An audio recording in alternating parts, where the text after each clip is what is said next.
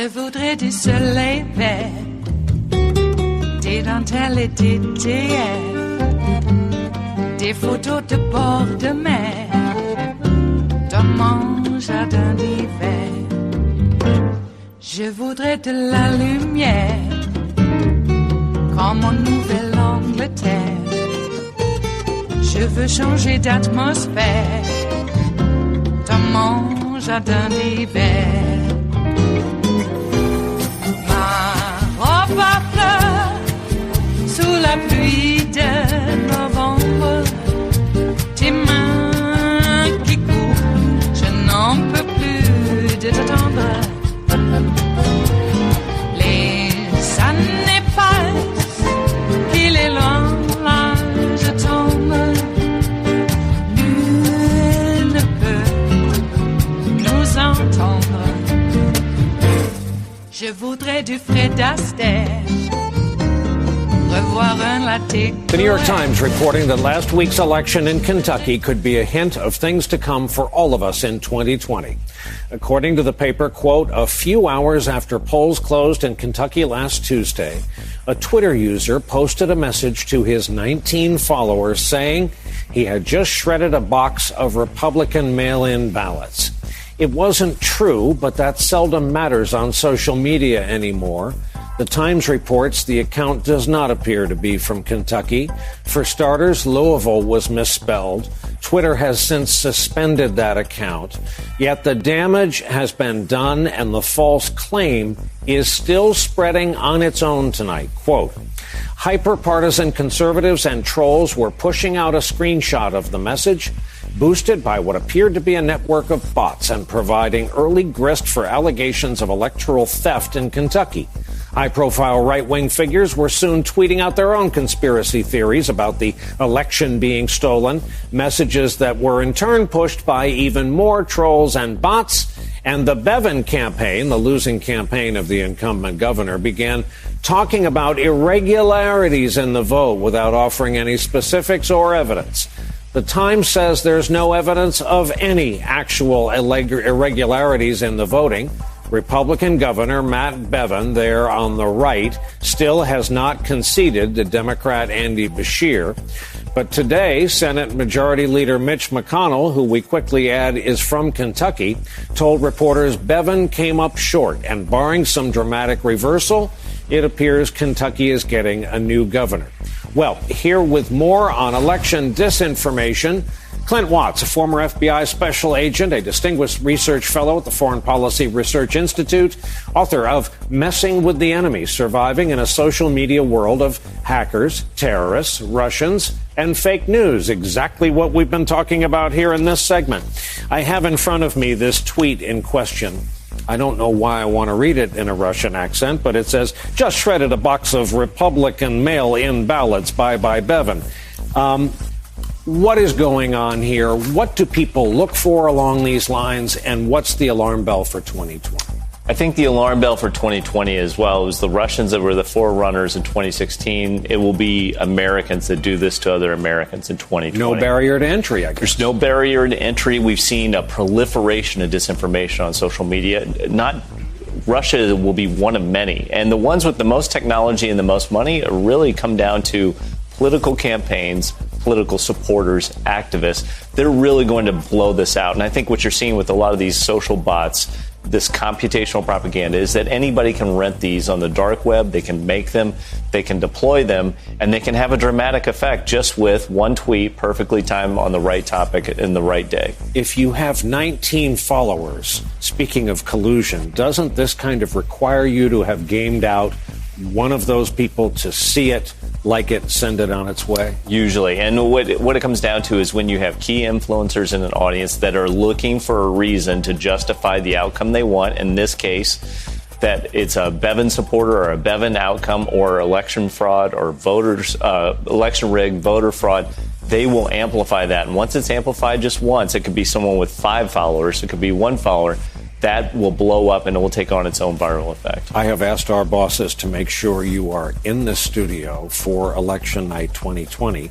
because I fear so much of the plot line is going to be exactly in your area of expertise.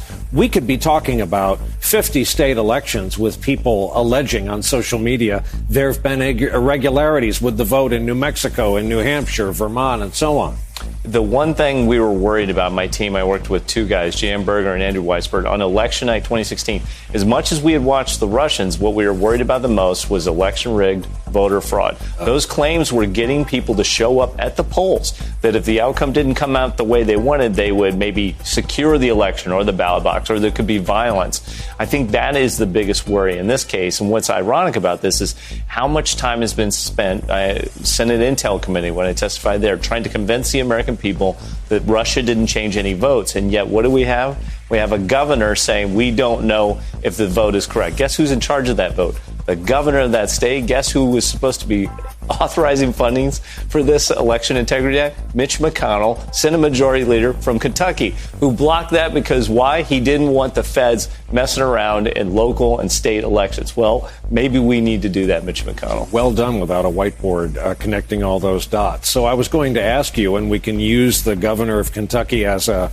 jumping on point, what happens when big-name candidates start to embrace something we know is a conspiracy theory? The funniest thing, it's not funny, just the irony of this whole thing is what Russia really wanted to do long run.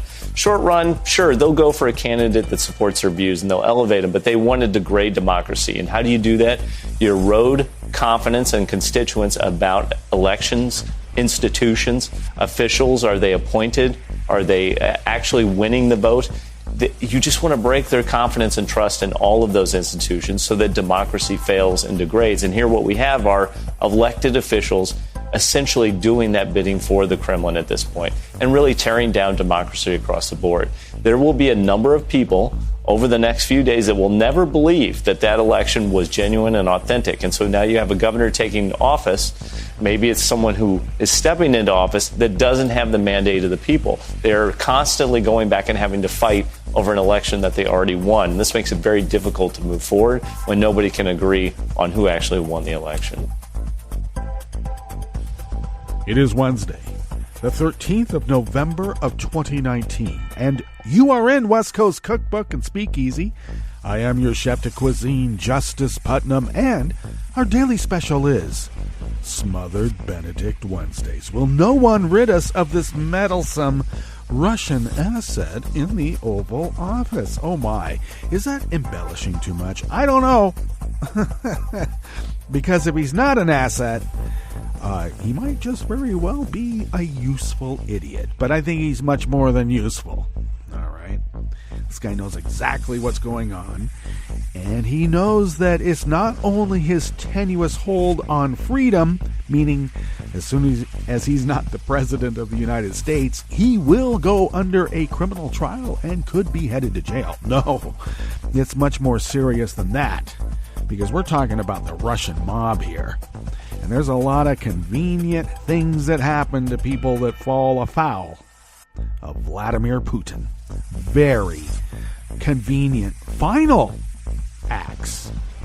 So I'm just saying, Donnie's got a lot more to worry about than just his tenuous hold on power and just the mere freedom to walk around and play golf. So he says he's not going to be watching the impeachment hearings today. Well, he's going to meet with Erdogan. That's one way to distract.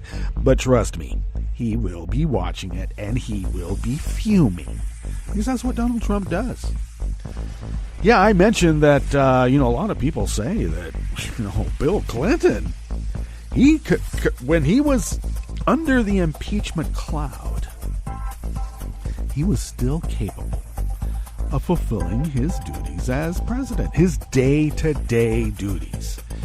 And I will say that a lot of people have been mentioning that Donald Trump is not like Bill Clinton in that aspect. And I say actually, Donald Trump has been fulfilling his day-to-day bribes, crimes, and abuses of power. Day-to-day, it hasn't stopped him. Not one bit. Hey, Also, this Roger Stone trial is going on in tandem now with these impeachment hearings. Boy, I'm thinking Nancy and the rest of the Democratic leadership might want to roll up some of the revelations and actual criminal activities, roll that up into the impeachment inquiry. Maybe even make it part of the impeachment list of crimes that he will be impeached under. Well, we'll see. We know we want to keep it simple because apparently the American public is so simple-minded they can't keep, these complex things like whether the President of the United States bribed somebody, extorted to them, or simply threw a bunch of brown kids into icebox baby gulags because Stephen Miller read a racist white nationalist novel and he thought that was so neat he wanted to play act it on the world stage. And he has. He's doing it right now. Hey, Stephen Miller better be handcuffed and frog-marched to The Hague as well. I'm serious. All right? This guy has committed crimes against humanity as well. Oh, he's only an advisor? Well, there were quite a few advisors back in World War II that got caught up in the, shall we say, crimes of state. Yes, indeed. Oh, is it wrong to compare that time with this? No, not when you have Erdogan visiting today. Okay. You know that guy bribed, or not bribed, but he extorted. He blackmailed Trump and the rest of the crew there. He held the Khashoggi murder, that brutal murder. He held those tapes over Trump's head to get what he wanted. And what did he want? He wanted to ethnically cleanse the Kurds out of those geographical areas that he wanted. Moves his people in. And looks like everything's back to the status quo. We're not going to bring our troops back from there. They're just going to let the, Kurds take the hit. Erdogan is releasing imprisoned ISIS fighters back into Europe, which Trump talked about that. Oh, yeah, because then they'll go back there and then Europe will have to take care of it. This is get back. These are our allies, and he is doing Vlad's bidding every step of the way. And it's so hard for some people to think that could happen.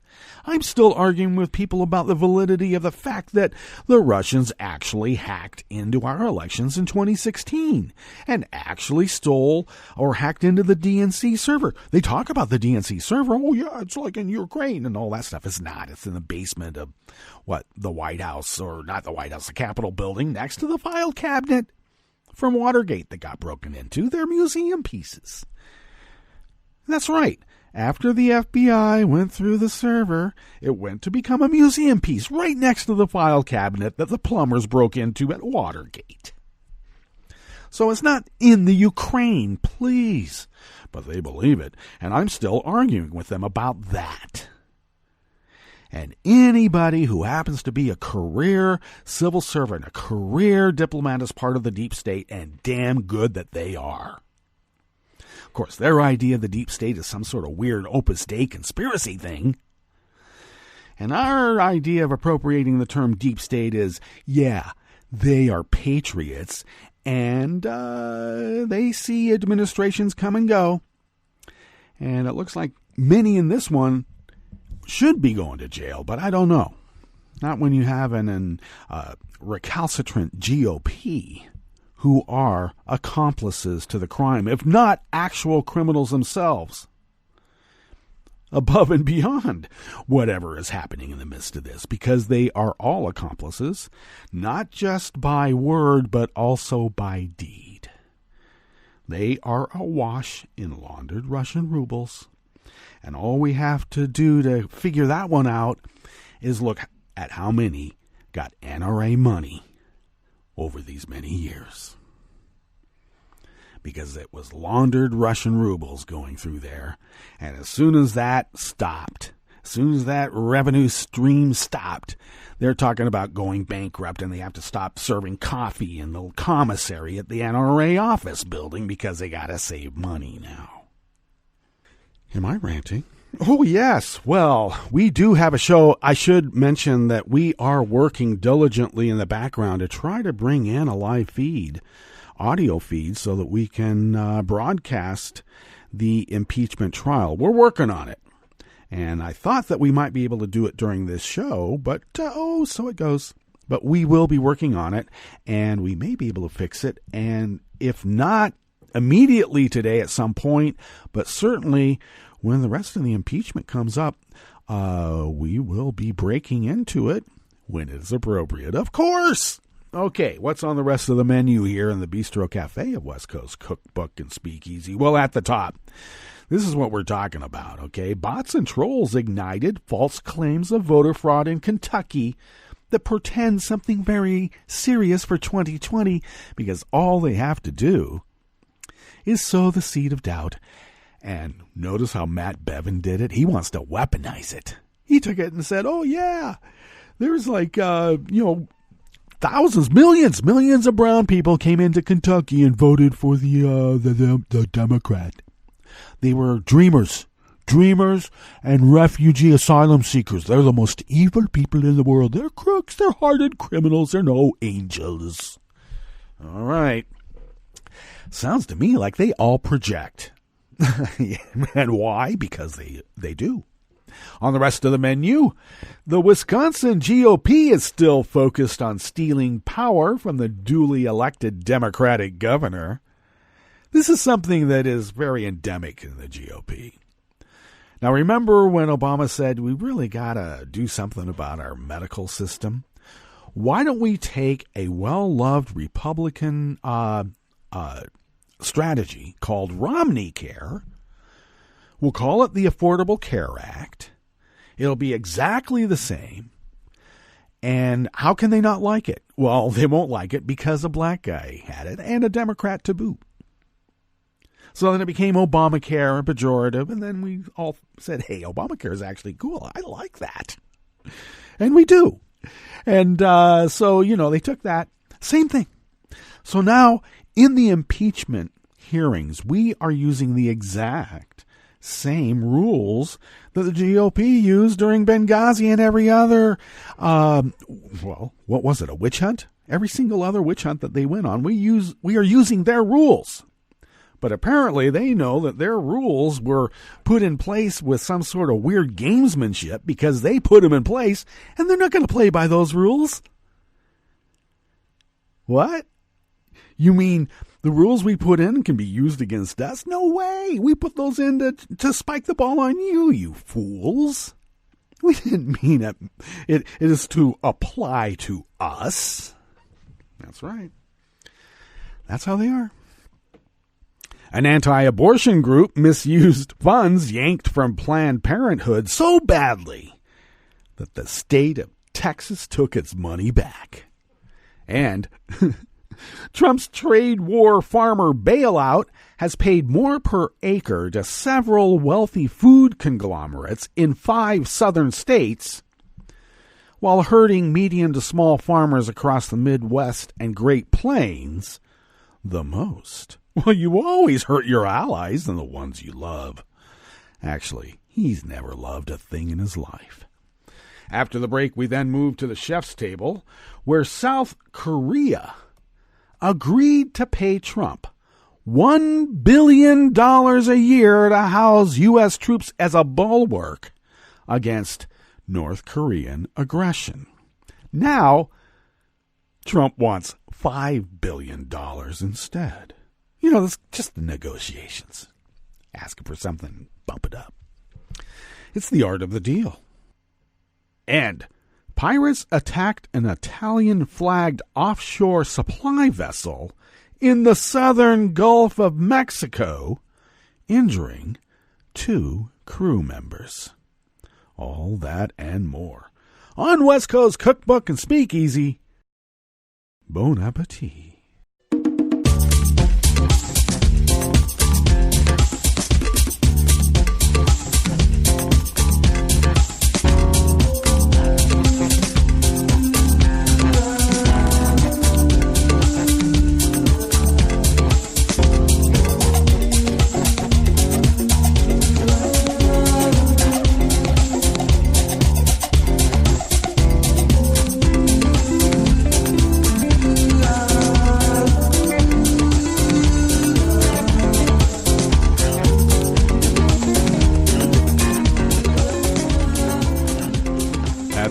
bottom of our homepage at netrootsradio.com. To the rightish of the page is the chat room link monitored by Kelly Lincoln. Thank you, Kelly. To the leftish of the page from the chat room link at the bottom of our homepage at netrootsradio.com is the link to our Patreon page. And we implore you from the deepest dregs of our good hearts, please become a recurring Patreon of Netroots Radio. Your recurring contribution, maybe even the cost of an espresso-type coffee drink sent our way once a month, helps us so much in being able to pay our bills. And, of course, we need to still amass some funds to buy newish machinery to replace the workhorses that have been working like horses for the last so many years. We've been on the air for 8 years, and these particular workhorse machines have been going for the last 4 because we had to replace them about 4 years ago. Isn't that weird? But thank you for your generosity. You allowed us to do that the first time, and we are really counting on you to help us this time, and you have been. Thank you so much. Follow Netroots Radio on Twitter by going simply to @Netroots Radio. Tom takes care of that, and so much more, I should add. Thank you, Tom.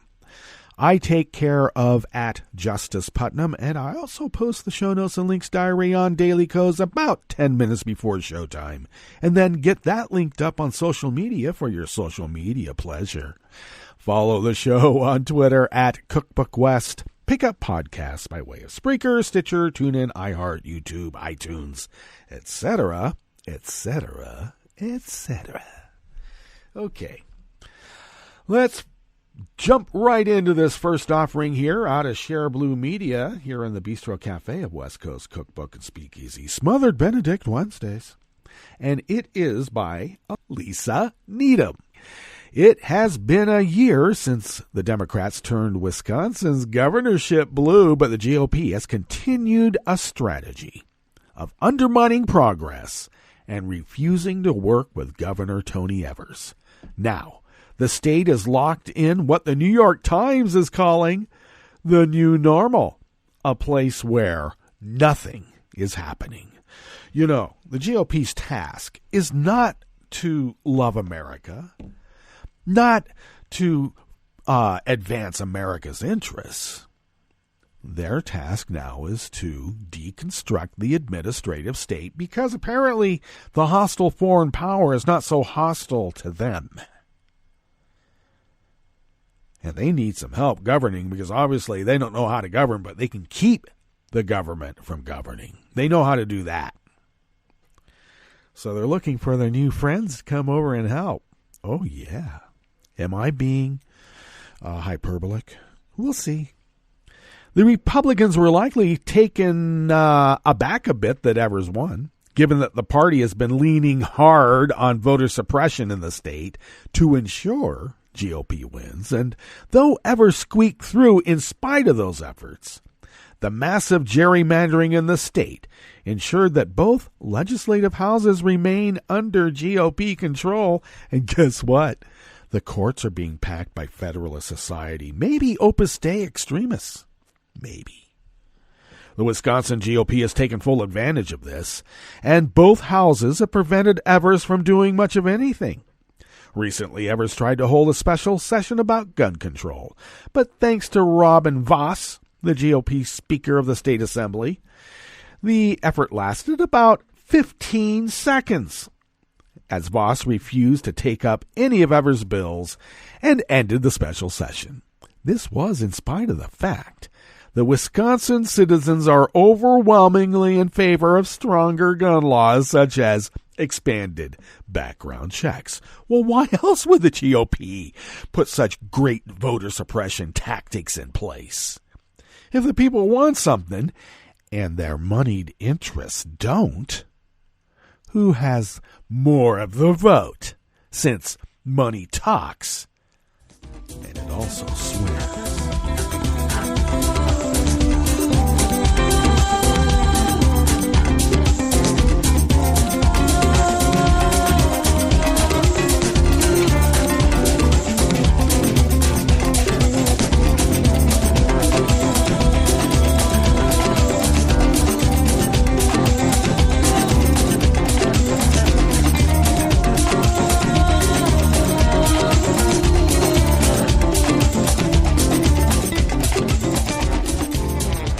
This next offering here in the Bistro Cafe of West Coast Cookbook and Speakeasy is brought to us also by Lisa Needham of Share Blue Media. Texas has led the way in gutting reproductive health care, in large part by yanking money from Planned Parenthood and giving it to anti-choice organizations. That's why it is so surprising to see the state acknowledge that one of their hand-picked anti-abortion groups scammed the people of Texas out of over $1 million, and that the group has to pay it back. Last week, the state's health inspector general announced it had discovered serious contractual violations with the Heidi Group, and they must pay back $1.5 million in overpayments and prohibited costs. Moreover, the Inspector General also said it was expanding its inquiry to all of the Heidi Group's contracts going back to 2016, which might mean the group might have to pay back even more. The downfall of the Heidi Group, an anti-choice organization, has been in the works for a while. Several years ago, Texas gave them $1.6 million to provide family planning services to low-income families after the state blocked Planned Parenthood from participating in its health care program. The state also gave them an additional $5 million in money to distribute to other family planning providers. Initially, it was reported that the major problem was that the group shifted that money to crisis pregnancy centers. But it turns out their violations were much, much bigger than that. Rather than using the money to help low-income families, the Heidi Group spent it on things like fringe benefits for their employees, food, gift cards, and retail memberships. One year, they managed to spend 11% of their annual yearly expenditures on the Heidi Group cruise. They also spent money on lobbying, but failed to report it, and endorsed political candidates, which is forbidden, by campaign finance regs, that little thing. Besides wasting money on things like gift cards, the group never really managed to serve many people. When they got the contract with the state, they said they'd serve nearly 70,000 people yearly. However, by 2017, they'd only managed to serve just about 2,000 people, a few thousand. The group was never really equipped to handle tens of thousands of patients or manage government contracts. The Houston Chronicle, which obtained a copy of the Inspector General's report, said the original accountant told state investigators he had no experience with government accounting and had never been aware of the financial requirements of the state contracts. It isn't even clear if the group offered family planning services before it got the contract from the state. Now let's be clear. The Clinton organization, who has administrative costs at less than 1%, is considered a corrupt organization simply because it has the Clinton Global Initiative attached to it. Clinton, Hillary, right?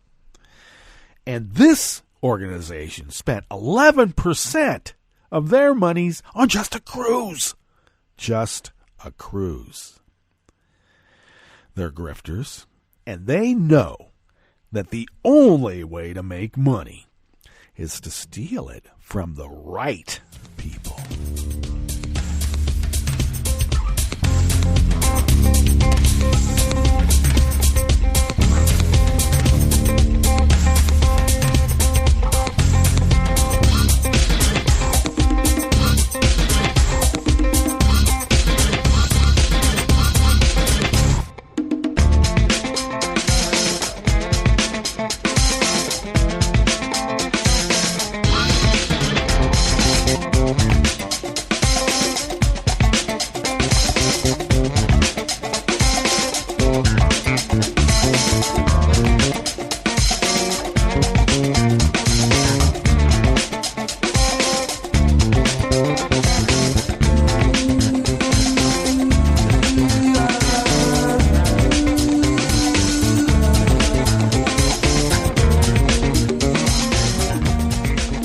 This final offering here in the Bistro Cafe of West Coast Cookbook and Speakeasy, Smothered Benedict Wednesdays, comes from Shareblue Media, but is written by anonymous worker bees at the Associated Press. Donald Trump's $16 billion bailout package for farmers hurt by the trade war with China unfairly benefits the South at the expense of the North and wealthy producers over smaller farms. Democratic senators concluded in a report. I will get that out. Okay. The report, one of the sharpest congressional critiques yet of the market facilitation program, said 5 southern states received the highest payments per acre under the program: Georgia, Mississippi, Alabama, Tennessee, and Arkansas. The analysis by Democratic committee staffers concluded that farmers in the Midwest and Northern Plains have been hurt the most. Oh, why? Why would that be?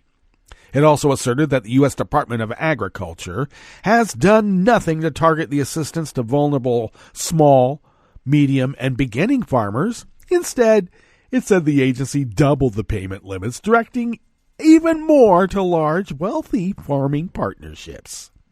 The USDA said in a statement that payments are based on trade damage, not regions or farm size. So obviously the bigger you are as a conglomerate, the more hurt that you have.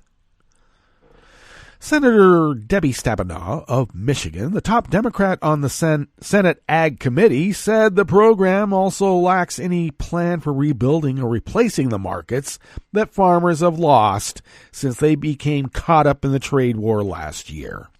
She leveled the charges in a letter to U.S. Agriculture Secretary Sonny Perdue that accompanied the 12-page report. Well, I'm sure, like Lindsey Graham, Sonny is not going to read that report because it's nothing but hogwash. The Democrats did it, and everyone knows the Democrats are subhuman. That's how they think about us, and we need to wrap our brains around it and act accordingly by voting them out of office in mass quantities. All right, let's get to our break. And when we get back from that break, we are going to go through weather from around the world, and we are going to finish up with the stories that we have curated for you today. You are listening to West Coast Cookbook and Speakeasy, and we will be right back. You are listening to netrootsradio.com. Please hang up and try again.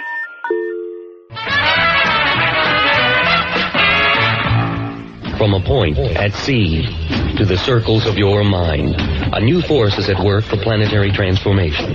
New radio for a new Earth.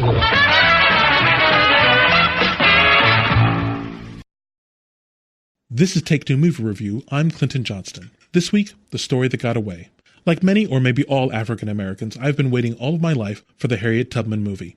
Unfortunately, the Focus Features biopic, Harriet, shows a limitation of Hollywood feature films. 2 hours and 5 minutes is rarely enough time to tell the really big stories. And to really get into the story of Harriet Tubman, the woman who escaped slavery and then went back and got more people out, you've got to tell the really big story. You've got to show the hideous conditions of American chattel slavery. You've got to explain the heartache and risks involved with being owned and also being sold. You've got to show the economic conditions that a slave farm operated under. You've got to explain the political, social, and legal differences between the slave states and the non-slave states. You've got to show what a political wildfire slavery was for the whole country leading up to the Fugitive Slave Act and beyond. You've got to show people fighting for abolition both in organizations, Underground Railroad, and as individuals, and then you still have to tell Harriet Tubman's story. It's too much, and Harriet can't tell all of it. So wisely, it just touches on some of these things, and trusts that we already know the rest. Unfortunately, this strategy leaves you open to the sin of telling and not showing. For instance, Harriet returns south after her escape to free her family. By the way, once again, Woman Champion, Family in Jeopardy, see my review of Judy, hate to say I told you.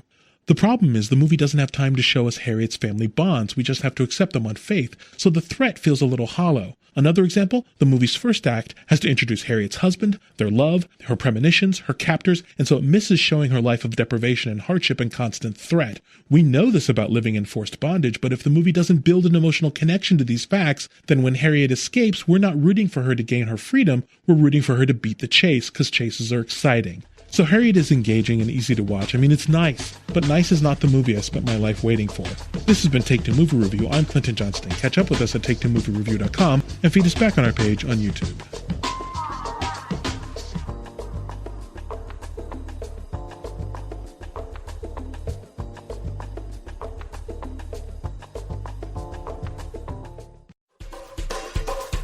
This is Scientific American's 60-Second Science. I'm Christopher Intagliata.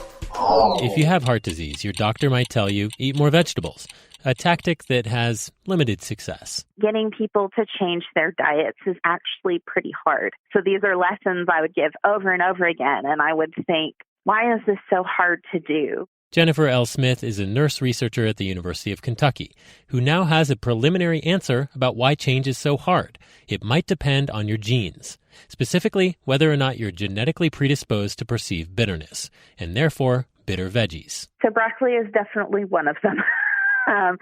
They tend to be cruciferous vegetables like broccoli, cauliflower, cabbage, Brussels sprouts, asparagus. If you ever took that test in science class where you put a piece of paper on your tongue to see if it tastes bitter, you might already know your bitter status. What Smith did is take saliva samples from 175 adults known to be at risk of cardiovascular disease. She then did a genetic test to determine whether they had a copy of a bitter taste gene variant. She also had them fill in a questionnaire about their eating habits. After controlling for factors like age, gender, income, and so on, Smith found that people with a copy of the bitter-sensitive gene variant were just 40% as likely to report eating a lot of veggies, as were folks without the gene variant. She's presenting the results this week at the American Heart Association Scientific Sessions in Philadelphia.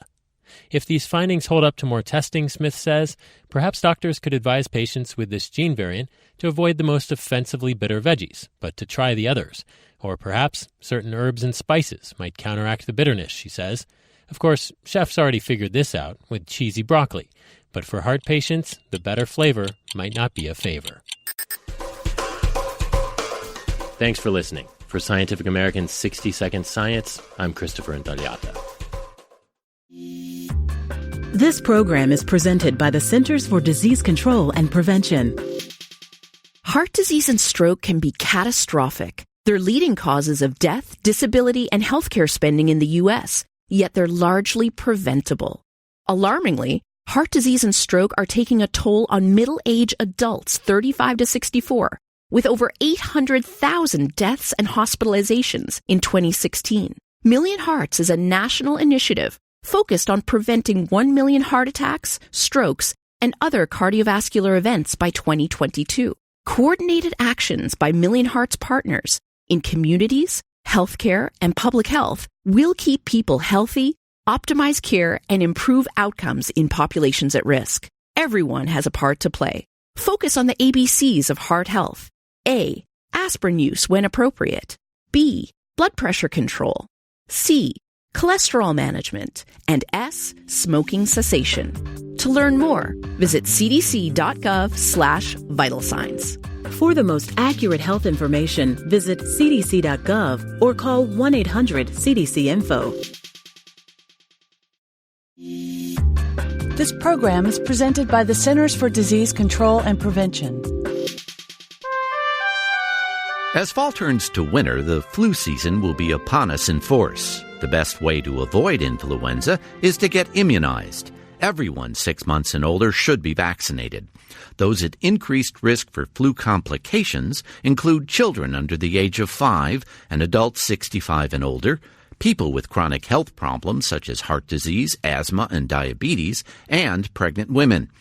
To get your annual flu vaccine, see your healthcare provider or go to a pharmacy, grocery store, or clinic in your area. If you get influenza, talk with your healthcare provider right away about antiviral medication. Thank you for joining us on A Minute of Health with CDC. For the most accurate health information, visit www.cdc.gov or call 1-800-CDC-INFO. This program is presented by the Centers for Disease Control and Prevention. For an expectant mother, taking care of her developing baby means taking good care of herself. One way she can do this is by ensuring she gets vaccinated. If a woman is or might be pregnant during flu season, it's especially important to get her annual flu shot, preferably before the end of October.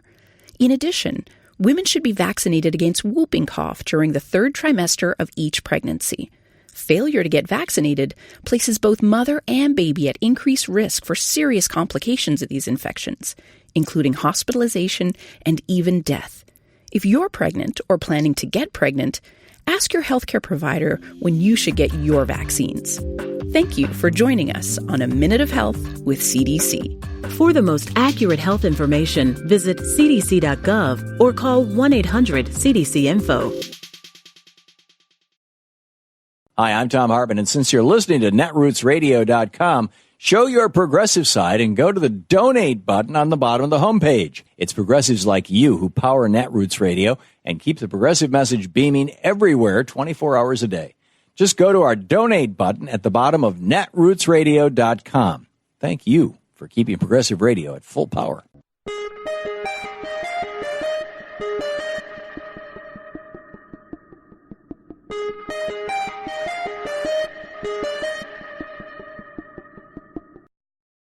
Is the right to vote being gutted in America? I'm Bill Newman, and this is the Civil Liberties Minute. Let's begin by considering as an object lesson the recently announced voter purge in Georgia, where 300,000 names will be struck from the voter rolls, which is huge, 4% of all voters, in a state where the 2018 governor's race, Brian Kemp versus Stacey Abrams, was decided by 1.4%. The Georgia Secretary of State's office claims that this purging of the voter rolls is, quote, a routine process, but experience teaches that wholesale voter purges result in active voters being deleted, with the highest impact being on young people and communities of color.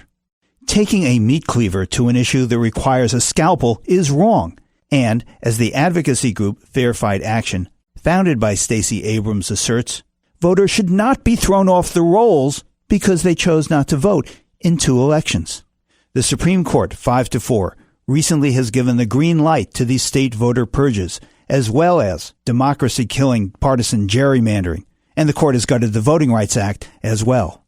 In sum, powerful institutions, the executive, legislative, and judicial branches far too often are marching in lockstep to undermine the essential pillar of democracy, voting. The Civil Liberties Minute is made possible by the ACLU because freedom can't protect itself. I'm Rick Smith, and this is Labor History in 2. On this day in labor history, the year was 1996. That was the day that Chainsaw Al Dunlop lived up to his nickname. Under his leadership, the board of the Sunbeam Corporation agreed to eliminate half of the company's 6,000 employees and 87% of all its products. Dunlop had built a reputation for ruthlessly restructuring companies. His policy of implementing sweeping layoffs and plant closures earned him the nickname Chainsaw Al. In the mid-1990s, the company had several quarters of profits below projections. They decided to bring in Chainsaw Al. The day after he was announced as the CEO, Sunbeam's stock soared 60% just 3 days after taking the job. Dunlop declared to reporters, "We've got too many people, too many products, too many facilities, and too many headquarters." He brought in consultants to review the company's operations and recommend drastic cuts. The resulting cuts were so severe that Sunbeam could not fill production orders.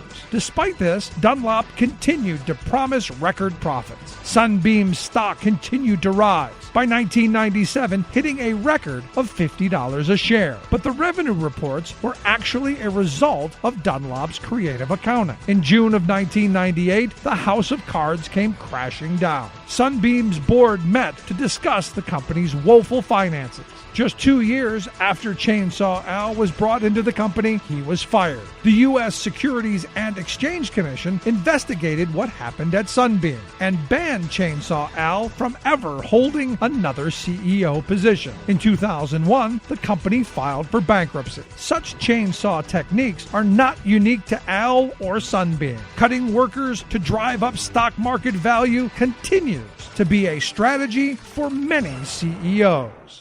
I read the news today, oh boy. It's time for Nicole Sandler's What's News from NicoleSandler.com and the Progressive Voices Network.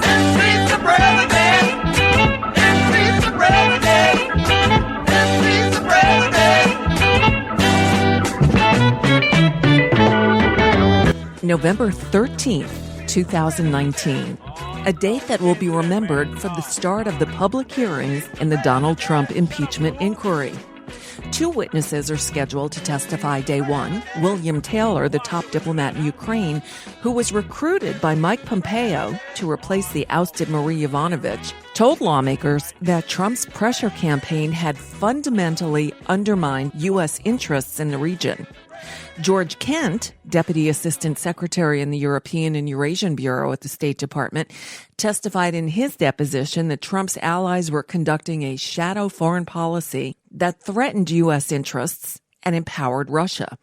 He was particularly critical of Rudy Giuliani, Trump's personal lawyer, who orchestrated Yovanovitch's removal. That would be Marie Yovanovitch, who was ousted from her post as U.S. ambassador to Ukraine in May after a campaign led by Giuliani to criticize her performance and alleged lack of support for the president's policies.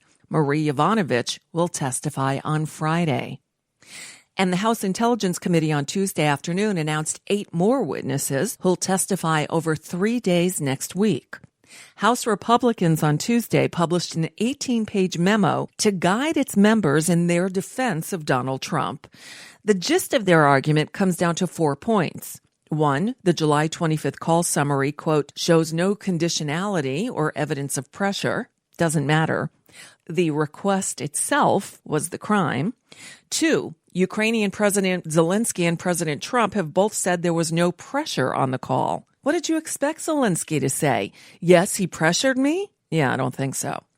3, the Ukrainian government was not aware of the hold on U.S. assistance during the July 25th call. And 4, the security assistance hold was lifted on September 11th. Once again, it just doesn't matter. The Republicans' argument is that Trump never explicitly tied funding to the investigations and that he didn't pressure Zelensky even though he repeatedly brought up investigations. Again, none of that matters. The fact that Donald Trump attempted this extortion is the crime in and of itself. Now, while the nation is focused on the impeachment hearings on Wednesday, Donald Trump will be literally rolling out the red carpet for Turkish President Recep Erdogan's visit to the Oval Office. Despite being urged by both members of Congress and his staff to rescind the invitation, Trump will meet with Erdogan, and the two will hold the obligatory afternoon joint press conference. Stay tuned. In yet another example of Donald Trump's attempts to obstruct justice, the New York Times on Tuesday reported that the president discussed dismissing the Intelligence Committee's Inspector General, Michael Atkinson, because Atkinson reported the whistleblower's complaint about Trump's interaction with Ukraine to Congress after concluding it was credible. In other words, he did his job. Also allegedly in Trump's crosshairs is acting Chief of Staff Mick Mulvaney, who, according to reports, Trump has been threatening to fire for weeks. Well, Roger Stone's attorneys rested their case Tuesday afternoon without Stone taking the stand or his attorneys even calling one witness. Trump's former deputy campaign manager, Rick Gates, told jurors that Roger Stone gave Trump's campaign updates on WikiLeaks' plans for releasing emails stolen from Democrats, including Hillary Clinton's presidential campaign chairman. Gates said he overheard a phone call in which Stone appeared to alert Trump about the WikiLeaks material, contradicting Trump's written testimony to former special counsel Robert Mueller. Gates testified in Stone's criminal trial that the longtime Trump friend started providing information on WikiLeaks in April 2016, before the Democratic National Committee reported it had been hacked. Stone is accused of lying to Congress about serving as a middleman between WikiLeaks and the Trump campaign. It was a busy day at the Supreme Court on Tuesday, where a sharply divided court heard arguments concerning the Trump administration's repeal of DACA, the Obama administration's Deferred Action for Childhood Arrivals program. The court's 5-4 conservative majority appeared to support Trump's bid to kill the program.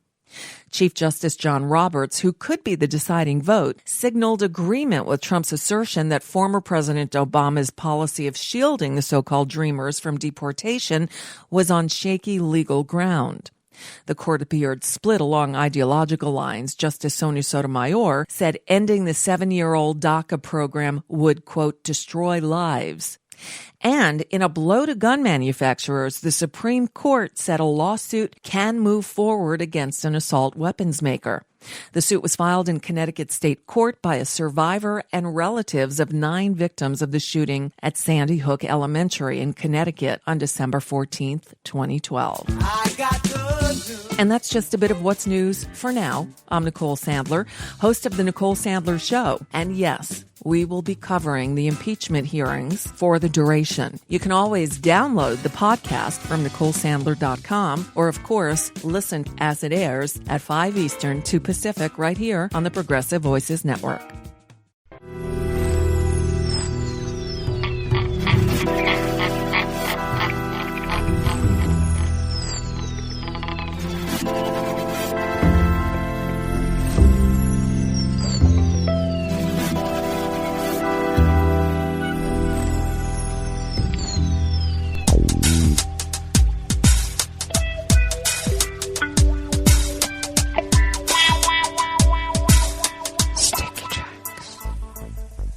Thank you for accompanying us here to the Chef's Table at West Coast Cookbook and Speakeasy, Smothered Benedict Wednesdays. We always begin weather from around the world along the banks of the Rogue River and the Rogue River Valley of Southern Oregon on the west coast of the continental United States of America, where it is currently 41 degrees Fahrenheit, slated for a high of about 68 to 69 degrees. Overnight lows in the mid to upper 40s, they keep saying, but it's always in the low 40s. What is that? Tomorrow we should have about the same temperature. We remain under an air stagnation watch, and partly cloudy conditions will prevail with some sun mixed in. Winds will be light and variable as they have been and will be for days on end, though we do have a small chance of precipitation on Friday and could get a 1/4 of an inch Monday and Tuesday. So we're looking forward to that. And let's see here. Pollen is rated at none. The air quality index is in the good range, in spite of the fact we're in an air stagnation watch, but it has inched up to 41 parts per million, which is not so good for those with breathing problems. And that daytime UV index is low at 2. Barometric pressure locally is holding steady at 30.04 inches. Visibility is at 8 miles, and relative humidity is at 77%. Weather from around the world is brought to you by people's personal weather stations that they purchased. These people planted these purchased personal weather stations somewhere on their property, and these people positively live around the world. London is 48 and partly cloudy. Paris is 50 degrees and cloudy. Rome is 60 and fair. Kiev is 50 degrees, that's 50, and cloudy. Kabul is 48 and mostly cloudy. Hong Kong is 72 and fair. Tokyo is 58 and partly cloudy with a flood warning, so they're going to have rain. Sydney, Australia is 62 and clear. San Francisco, California is 50 degrees and mostly cloudy. And New York is a bitter, chilly 28 degrees Fahrenheit, sunny with a freeze warning, so be careful in the Big Apple. And that is weather from around the world, brought to you by people's personal weather stations that they purchased. These people planted these purchased personal weather stations somewhere on their property, and these people positively live around the world.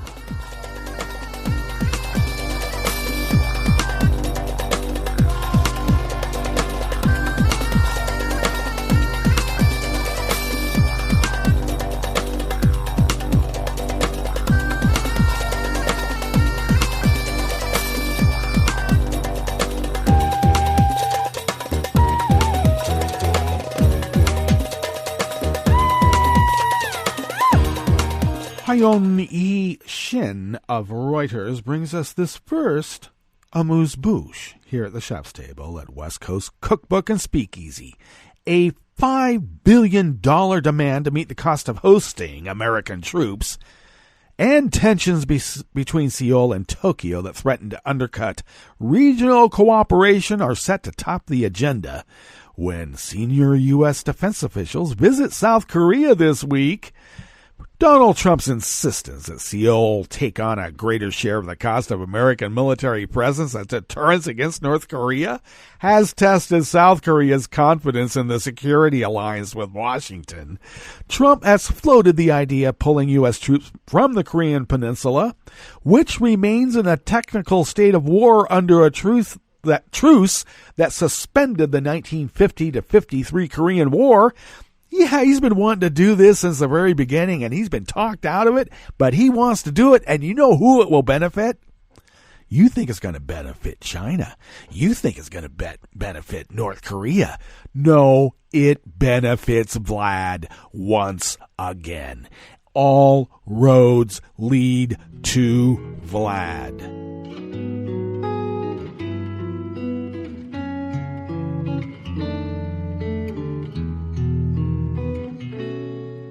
Je te donne ce mon amour pour la vie entière. La promesse de me trouver à tes genoux.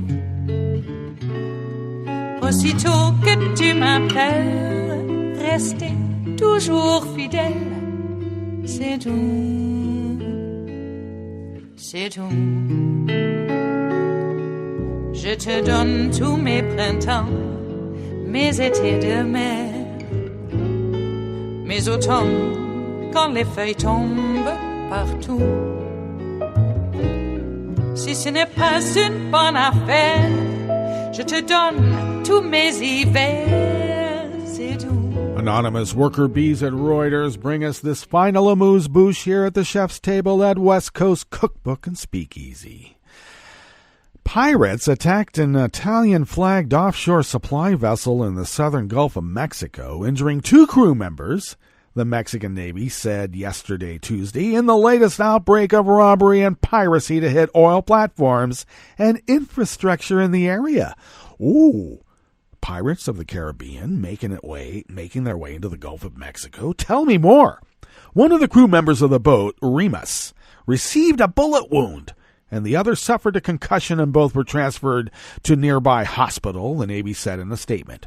Owned by Italian offshore contractor Micoperi, the boat is a supply vessel for Mexico's oil industry.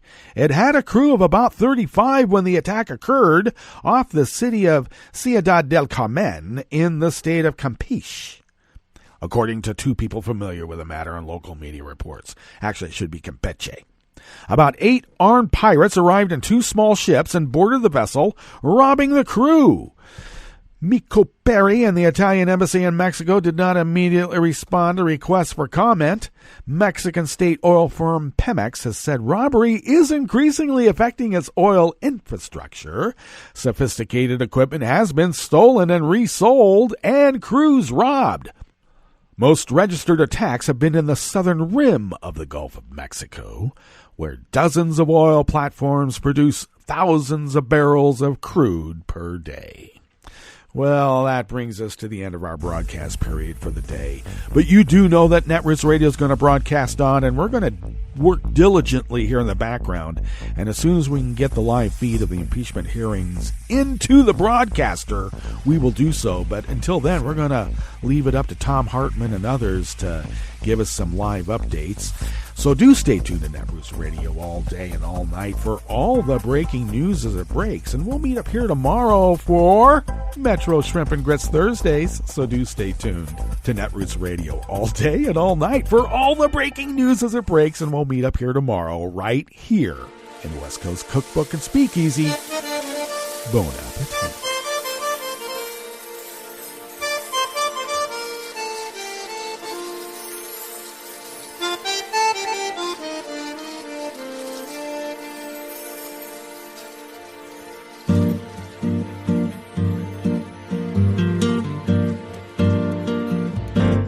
Je voudrais du soleil vert, des dentelles et des théâtres, des photos de bord de mer, dans mon jardin d'hiver.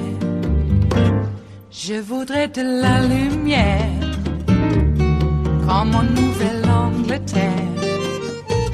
Je veux changer d'atmosphère, dans mon jardin d'hiver. Ma robe à fleurs, sous la pluie de novembre, tes mains qui courent, je n'en peux plus de t'attendre. Les années passent, qu'il est loin, là je tombe. Nul ne peut nous entendre. Je voudrais du Fred Astaire, revoir un latte Goël. Je voudrais toujours te plaire dans mon jardin d'hiver. Je veux déjeuner par terre, comme au long de golfe clair, t'embrasser les yeux ouverts dans mon jardin d'hiver. Ma robe à fleurs, sous la pluie de novembre, tes mains qui courent, je n'en peux plus de t'attendre.